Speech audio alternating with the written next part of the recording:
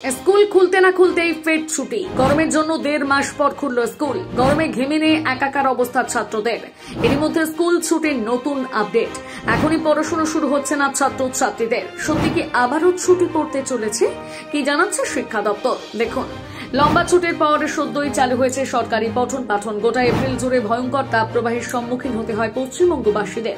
এপ্রিলে বেশ কিছু জেলায় জেলায় তাপমাত্রা পৌঁছে যায় 48-এর ঘরে। শুধু গরমই নয়, সাথে তীব্র তাপপ্রবাহ নাকি দড়ি দিয়ে ঘোরাতে থাকে।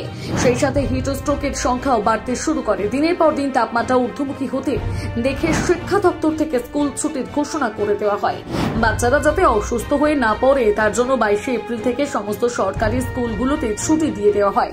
সেখানে গরমের ছুটি দেওয়ার কথা ছিল 6 মে থেকে। মাঝখানে আবার ভোট চলায় ছুটির সময়সীমা আরো বেড়ে যায়।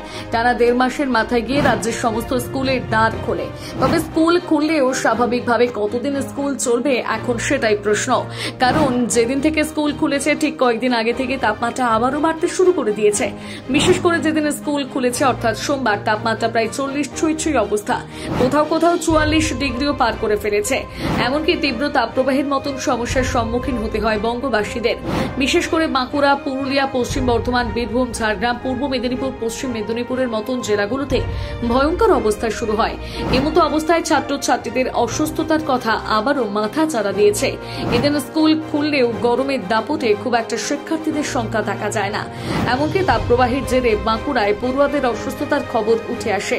আর এমন পরিস্থিতি দেখে ফের একবার দাবি উঠেছে স্কুল ছুটির কিংবা মর্নিং স্কুল করানোর। অন্যদিকে স্কুল খুললেও পরিস্থিতি এমন বেগতিক দেখে বেসরকারি স্কুলগুলো বন্ধের পথে হাঁটছে। আগামী 17 জুন অবধি বেশ কয়েকটি বেসরকারি স্কুল বন্ধ থাকছে বলে জানা যাচ্ছে। কিন্তু সরকারি স্কুলগুলোর ক্ষেত্রে ঠিক কি হবে তা স্পষ্ট নয়। কারণ এখনো পর্যন্ত পশ্চিমবঙ্গ শিক্ষা দপ্তর থেকে তেমন কিছুই ঘোষণা করা হয়নি। তবে বাচ্চারা অসুস্থ হয়ে যাওয়ার কারণে অভিভাবকেরা এই মুহূর্তে তাদের সন্তানদের স্কুলে পাঠাতে নারাজ। পরিস্থিতি মাথায় রেখে শিক্ষা দপ্তর কি ঘোষণা করে সেটাই দেখার পালা। এই মুহূর্তে পশ্চিমবঙ্গের মতন দেশের বিভিন্ন রাজ্যে একই পরিস্থিতি। তীব্র তাপপ্রবাহ এবং তাপমাত্রা ঊর্ধ্বমুখী হতে দেখে প্রায় প্রতিটি রাজ্যের স্কুলগুলোতে ছুটি ঘোষণা করা হয়েছে। দিল্লি, উত্তরপ্রদেশ, রাজস্থানের মতন উষ্ণতম রাজ্যগুলোতে সরকারি শিক্ষা প্রতিষ্ঠানগুলোতে আপাতত ছুটি থাকছে বলে জানা গিয়েছে।